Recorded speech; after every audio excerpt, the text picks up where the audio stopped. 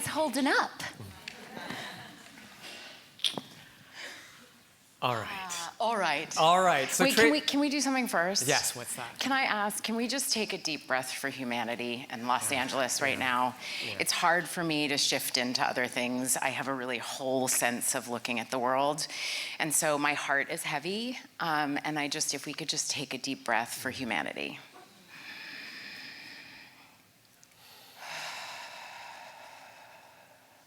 I'm so sorry that all of this is happening. I want to talk a little bit about that later, because doing what you're doing, operating in this chaotic, constantly changing context, is one part of being a founder. The other part is the origin story, and that's where I want to begin. I've done a lot of reading, and you and I have chatted about pattern before, but I think it's really important to go back to the early formative experiences of having your hair done growing up. Can you tell us some of those stories? Because I found them so powerful and moving as a way for where this brand was first germinated. Yeah, I feel like I could chronicle my journey of hair with my journey of self-acceptance. The way my hair grows out of my head was mirrored back to me in my family, but not necessarily culturally. And so making sense of, as a young girl, how my hair grew out of my head was great. I didn't think about it. But you start entering high school and those years, and it's different than the people I went to school with. It's different than the newscasters. I mean, we take it for granted now, but newscasters, like people on TV, did not have natural hair. I mean, I could name on my hand the women that were wearing their hair in its natural texture. And so even though my mom, in her own right, was wearing her hair in its natural texture, I don't care who your mom is. When you're a teenager, you're not trying to look like your mom. And so trying to figure out and master and understand and gain a sense of love and celebration in my hair was difficult to navigate and find. And so some of my early memories, I mean, honestly, we would go to my grandmother's in Detroit for Christmas and for the summer or whatever it was, and all the cousins would be lined up outside of my grandma's nice bathroom downstairs. And she would put mayonnaise in our hair. Because it was a deep conditioning treatment. And we would all joke that we would smell like sandwiches for the rest of the week. And she would line us up in front of the bathroom, boys, girls, all of us, and we would lay on the sink, and she would wash our hair in the sink and condition us with mayonnaise.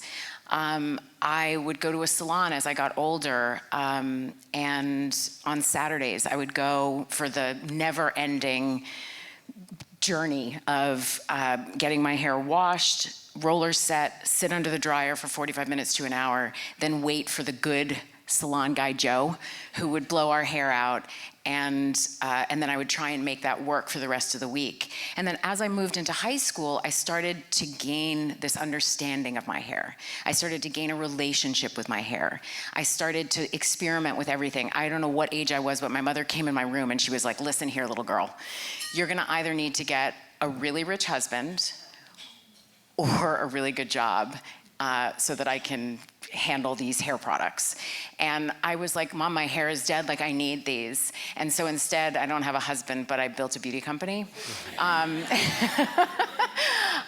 that's right. But so through all those years, I was gaining this experiential knowledge. And little did I know I was not alone, that the hair products that my mother and my aunt and my grandmother were choosing from, that shelf space was the same for me that it was for them. It hadn't changed. It had not changed. I don't need to name the products, but I mean, hair food, pink lotion. I mean, we can go on. But they were the same products. My mom was like, there is shampoo, conditioner combined. We all know what that product was. In your shower with a rubber brush. That's what you've got. Like, get it together and make it work. And so I started experimenting with everything. I put beer in my hair. I had ironed my hair with an actual clothing iron. I had friends who did that too. Yeah, I put Kerry lotion in my hair because it was hydrating. I had tried everything. I used to wake up in the morning and dial 1-2-1-2-777-1212, and it would say at the tone the time will be, and the percent and the temperature, and then the percentage of humidity. If the humidity was over 73%, I wouldn't wash my hair. So I was learning that wherever I went, whether the texture of the water was different, the products that I was using would change the way my hair looked. And to wear my hair naturally, there weren't a series of products that existed to help me do that. And so I remember dreaming at that time and thinking, God, wouldn't it be nice if I could have all the same products, not like a smorgasbord of other things, but beautiful products on my counter that worked for me. And so little did I know, I was beginning my entrepreneurial, my business building, experiential knowledge to put together what became my brand Bible before I even met my partners. And it really was that I realized that I was not the only one that was not being mirrored back, that beauty and black beauty and textured hair was not being mirrored back as a celebration, but instead it was a problem. That it was not being mirrored back as a sense of joy and a sense of beauty and a sense of power and a sense of history and a sense of legacy and a sense of culture and a sense of selfhood. And so that was what I started to dream of. And I came at this as a shopper. Yeah. I was just a beauty shopper and a shopper. And this idea that people don't, this idea of marketing that you have to make you feel bad in order to buy things. I buy the most when I feel good. When I feel empowered in my skin, that's when I want to go out and buy things. So let's talk about that for a minute, because at that stage in your youth, when you stopped relaxing your hair and putting it through all of the the rigmarole. We were just hearing right now about how important a category hair is, about the good hair day. So what was the transformation that happened inside of you when you started accepting and celebrating your hair naturally? It came from knowledge. It came from knowing myself. And it came from finding the right products. And so it happened when I came, so I went to boarding school in Switzerland in 8th and 9th grade, and I didn't have access to my mom, who could do my hair. I didn't have access to the salon, and there was no one but me that could do it. And so I started to really, my hair was dead. It was, you could look at it and see the little white bits on the end. Yeah. It was just fried and dyed and all of it. And so I came home and I was a track runner, and I had to figure out how to condition my hair. And so it sort of became this blossoming of me. And my hair started to blossom. I started to grow out the relaxed hair. I started to wear my hair naturally. There's early pictures. It wasn't cute. I learned how to care for my hair, how to love my hair, how to accept my hair, how to know my hair. And that was the beginning of, and what is Pattern.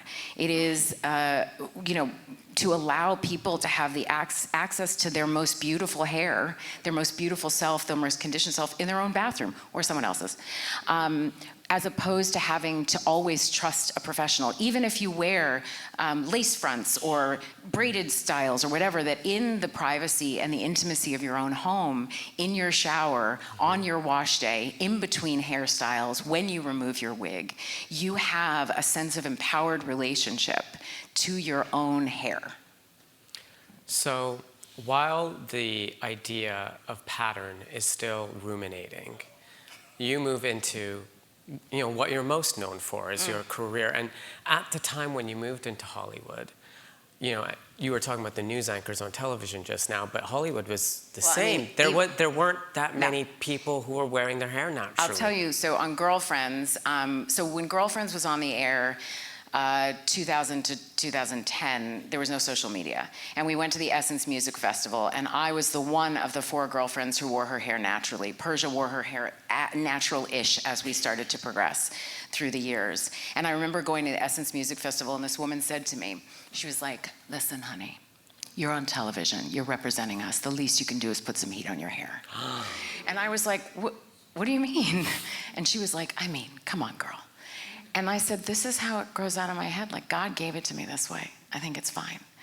And that was, part of the journey is really a sense of joy in expressing yourself in that way.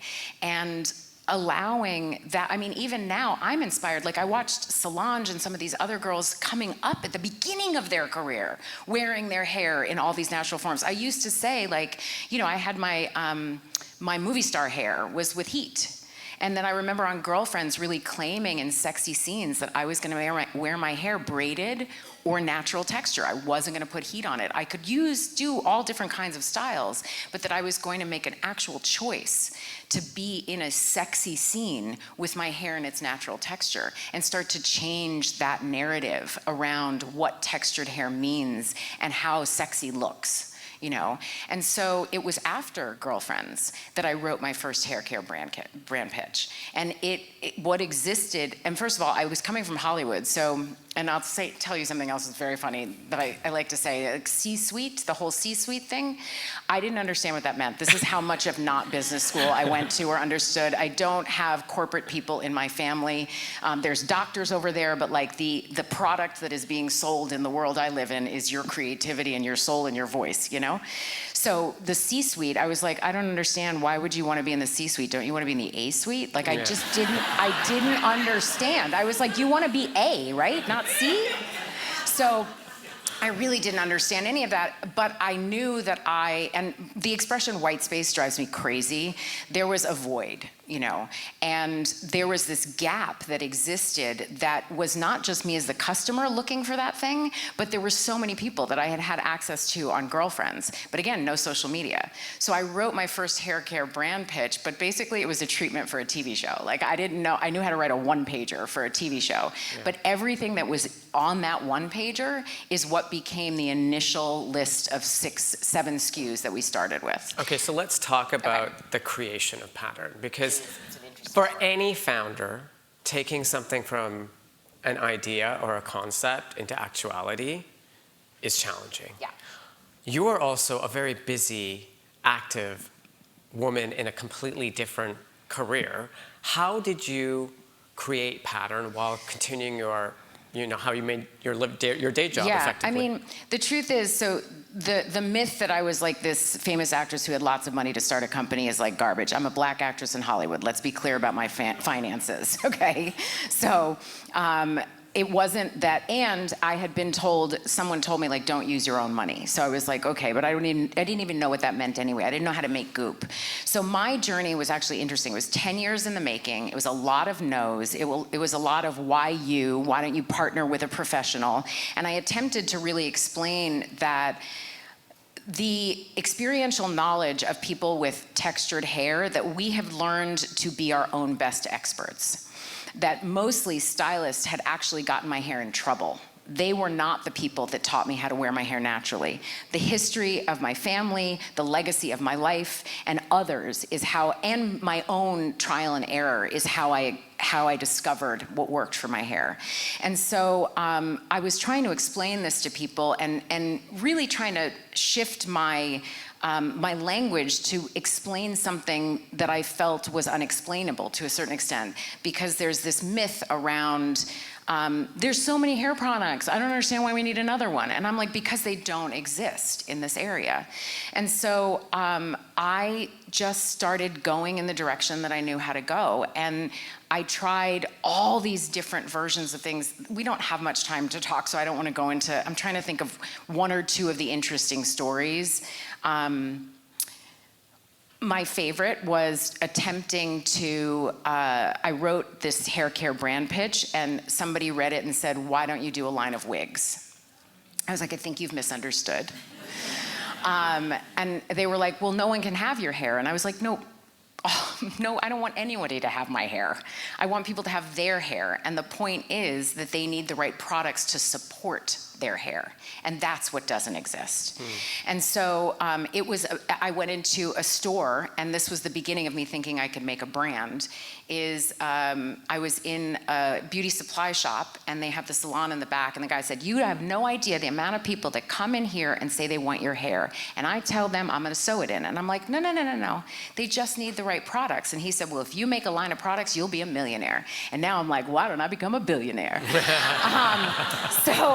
So the process was a lot of no's, and where I ended up was I met with retail partners first. So I met with 2 retail partners, and I brought them my idea. And is this just you solo at this point? Yeah, with my Hollywood agents. Wow, okay. All right. Just trudging through. And in these 10 years, all these different versions of no's that I got, I decided to take an ambassadorship with a large brand in hair care, thinking that I could make a deal that would get them to create a line for me, because I had seen that in fashion people do diffusion lines, and I was like, maybe I could do a diffusion line under a larger brand, and that didn't work. And I ended up excusing myself from that and taking my money off the table, which was a scary thing for me to do, but I was like, this is not walking me where I want to go. I didn't want to continue to tell my hair story without having a reason to be telling it. There was something on the other end. And so I went to these two retail partners. One flew to LA to me, the other I flew to, and I brought my idea, and on that, they wanted it. And then came the journey of how do I operationally run a business So when I why have did a day they job. want it? Because you've told me in the past before that a lot of the people you met with said that, the textured hair care market is niche. You've also said that this is not a celebrity brand. This is a brand about community. So what were you able to say to those, prospective retail partners that bought into your vision of this being, made for textured hair and built around community, not around your celebrity? Non-white customers are always underestimated and not always understood. So I came with the expression of this community needs to be supported. And the paradigm of how products are marketed to this community is based on you have a problem that needs to be fixed. And I don't believe, particularly in the paradigm of a Black customer, that that is helpful or productive or effective or lucrative. However, if you come from the place of supporting and celebrating the joy, the beauty, and the power of who this customer is, you actually have an opportunity to take all that wasted space that is not being served for this customer and turn that into money and purpose and value. And so I started with my own routine. This is what I do, and I want to be clear that I want this to service the full breadth of this massive community and not just me. And so that was where we began. And it was about discovering, and then the question was, how operationally do you do that? Yeah. And so I had those retail partners suggest to me different business partners that I could work with. I tried the avenue where I was going to do it myself, and I realized I have a day job, and this is also not my expertise.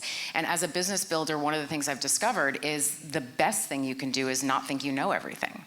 Ask for the help where you need it. Go to the people that have that experience. That's why I ended up bringing in a co-CEO. We were scaling at a pace and at a rate and moving into areas that were out of my expertise, and I needed the support of somebody who actually knew how to do that, while I could keep my focus properly on being a guardian of the vision of the brand, creating the culture internally in our organization, and also being out in the public talking about it in a way that matched the vision of the brand, making sure that everyone that we hired, it was like mission critical that everybody, not just the legacy talent that we have, really understands the mission and the ethos of the brand and is passionate about it in that way.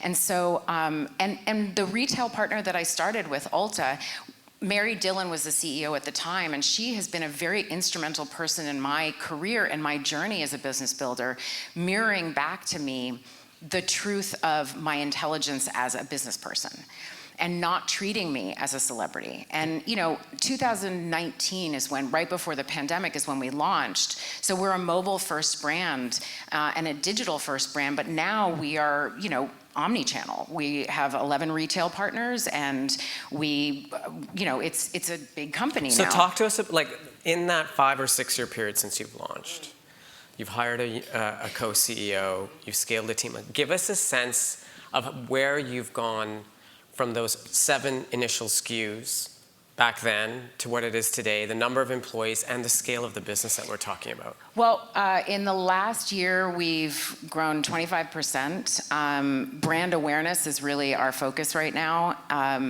And from December 2023, we're up 30% in brand awareness, and that's an area of great growth for us, which is such an opportunity for us as a brand to know that it's that people just need to know about the brand, and once they try it, the efficacy brings people back. That, you know, I don't know what you call that, some word that you learn in business school. People come back. I don't even know. Great. So I went to business school and I don't know what you're talking I about. don't know. So. Anyway. With the people that come back, they come back all the time. You know what I mean? Repeat customers. Yeah! Repeat customers, they come back. You know what I mean? Doesn't have to be jargon. Yeah. It could just be. Once you buy it, once you use it, you come back and you want more. Yeah. That's what's happening at Pattern. Okay. No. So part of what's happened is, you know, we were a startup company, and 6 years in, startup means everybody wears a whole bunch of hats and you're scrappy and everybody does everything. But as you get bigger, that does not function well. And so we're like limiting the hats for people so that they can do what they do. Specialization, we call it in business school. People are doing more specialized things. What they were hired to do, they do. Yes? And they do it with great depth and intelligence, as opposed to, what do you need? Yeah. Right? When does it have to be in?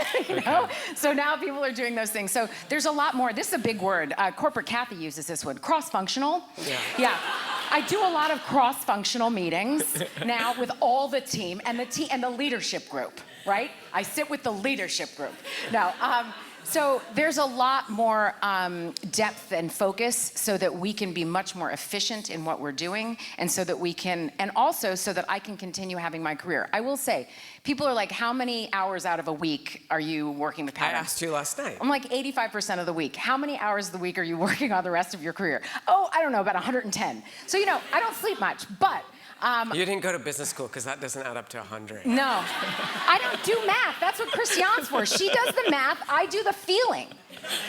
So like product development, marketing, all the creative, all the packaging, the language, and all of that kind of stuff, that is under my purview. I mean, everything from writing our onboarding document and making sure that that is a reflection of our soul and who we are as a brand and what I built and what my baby is. That, my hands are in all of that. I love it so much. And the growth and the new challenges that arise are so exciting to me. And I went to Brown. I'm really smart. I'm 52. I'm a grown-up. I get to use all that I am, you know, and it's a fascinating thing. They don't like actors to be smart. I don't know if you know this. They would much prefer we just show up on our mark and look pretty, and then give the feeling, and they don't know where it comes from. As a business person, I get to be as smart as I am. I get to own that. And someone like Mary Dillon, for example, she was one of the people that gave me the confidence to believe in what I have, not what I have to go get. And so much of what I have is, and you know, this thing of like, I know my customer. I am the customer, but I still don't. What we do at Pattern, we are grounded in our community. And I much prefer calling our community instead of the customer. We are grounded in our community, and we do that we listen in all ways. We listen digitally, we listen social media wise, and go into mining into those comments, and then having conversations and dialogue in DM. We then in real life have all of these extraordinary events that is a conversation back with our customer. And so much of our product development is born out of that. Cocktailing is our new sort of launchification that's happening right now, because it's something that our community has been doing forever. And the products, I built them, and that's not the right word, but whatever. I formulated. Menopause did not get me. I formulated these products so that all of our styling products could be mixed together without flaking and pilling, either by layering them in your hair or by mixing them in your hand, which is the way our community uses them. And so we have an entire launch happening around cocktailing. How do you cocktail? What are you cocktailing? And putting that together in that way, and that's been a really fun. Are they telling you we have to stop? No, I don't want to stop talking. I think we need to go for a few more minutes, because there's a few more important things I want to discuss with you now that we finished the business school phase, because we had a very interesting diversion last night. Yeah. And we were talking about, you know, even with your position, even with your fame, even with a successful, you know, business that's growing and a very impressive team, there are still systemic issues in the way this industry works. We were talking last night about, I wrote it down, instrumental tool testing. Testing.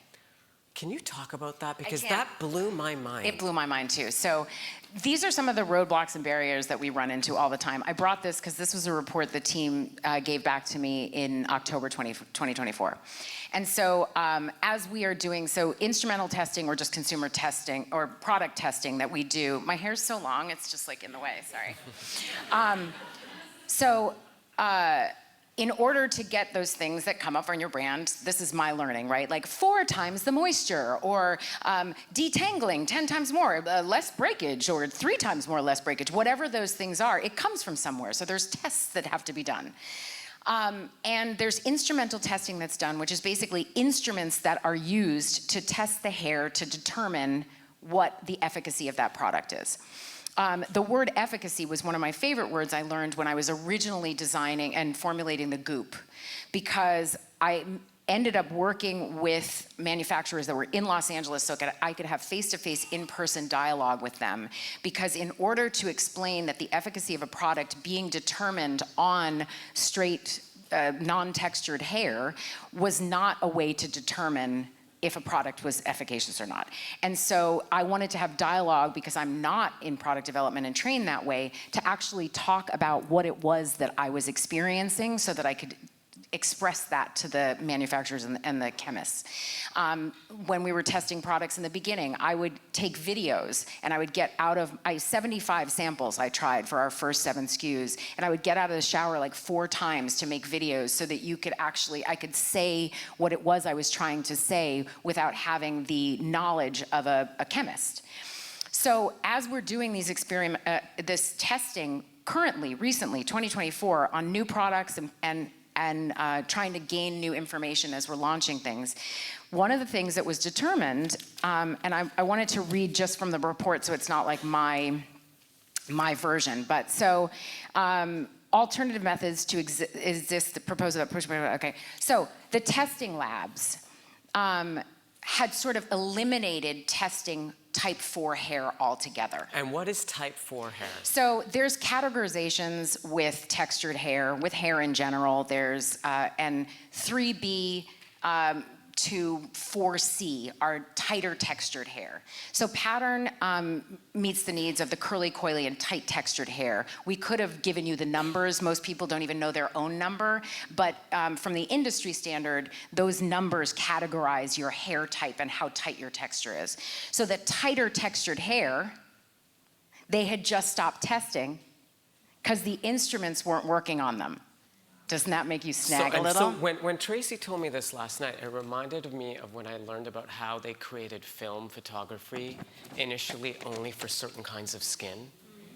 It's the same thing. It's like systemic things inside the industries that are so culturally important that limit our ability to say, like, well, this is also good for other kinds of hair or other kinds of skin. Correct. And the customer doesn't know this is happening.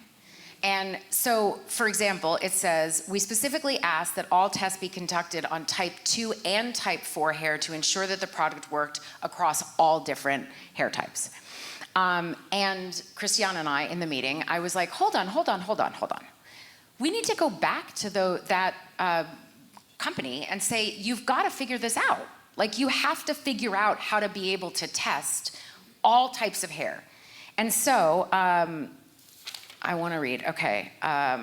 So ease of combing, for example, is a common industry instrumental testing method to determine how well a product conditions the hair. The easier that a comb or brush can pass through the hair with minimal snagging, tangling, or friction means that it's more conditioned. The product being evaluated is applied to hair tressers alongside a control of untreated hair, and that's how it's tested. Dry combing was only offered to hair types 1 and 3. Type 4 hair was eliminated due to the difficulty of managing the hair.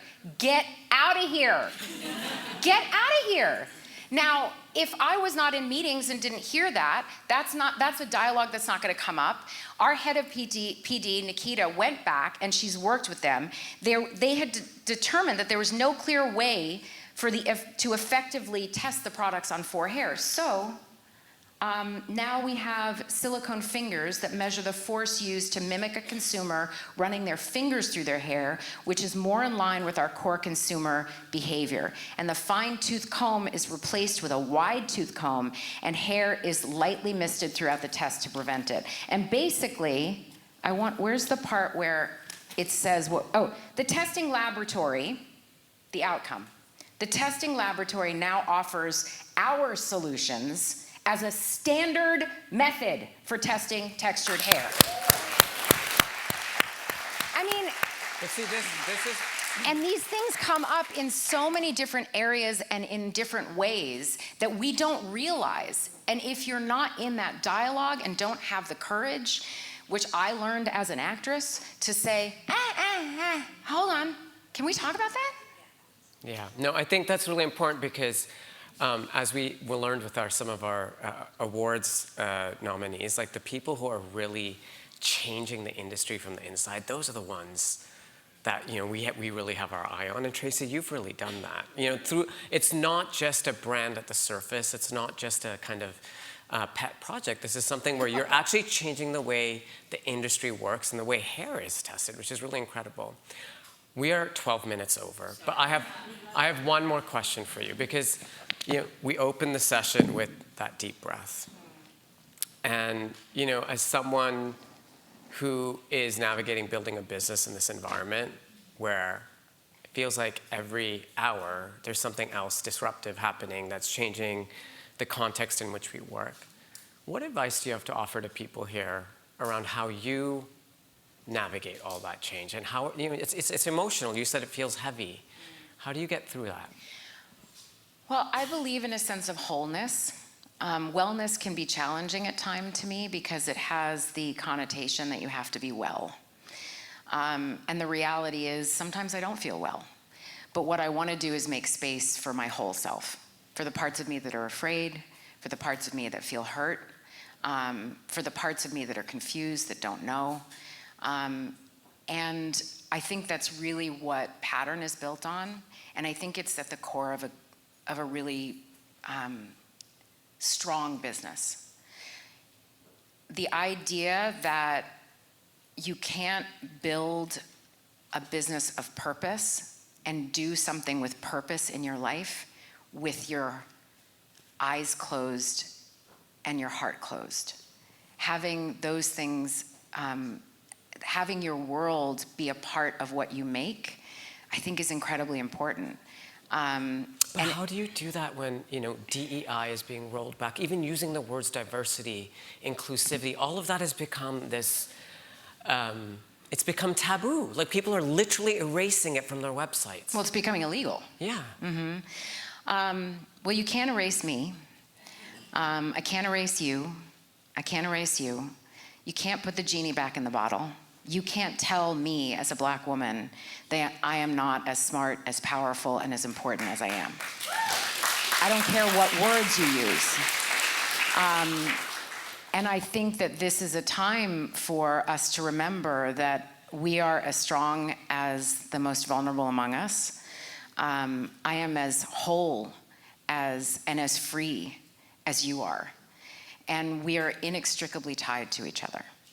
And I am grateful for that. That, to me, is where the best of life comes from. And so I think whether it's building a business, living a life, being a parent, being a friend, whatever that is, as we as human beings remember our humanity, we are all better off. And to me, the diversity of our humanity is what makes our world great. And in all honesty, it's also really good business. Yes. Thank you. Thank you. That was amazing. I knew it would be. I mean, we could keep talking for another 20 minutes, but we have lunch. We have lunch, but can I say this? So last night I had the honor at dinner of hearing your story. And I've known you for a while, and I've sat with you at dinners, and I've done things by your side, and we know the work that you do. But your journey is really inspirational and quite beautiful. And so I encourage, at some point, perhaps I can sit on a stage and interview you. I would love that. Thank because you. really, Thank you so do much. so much for all of us.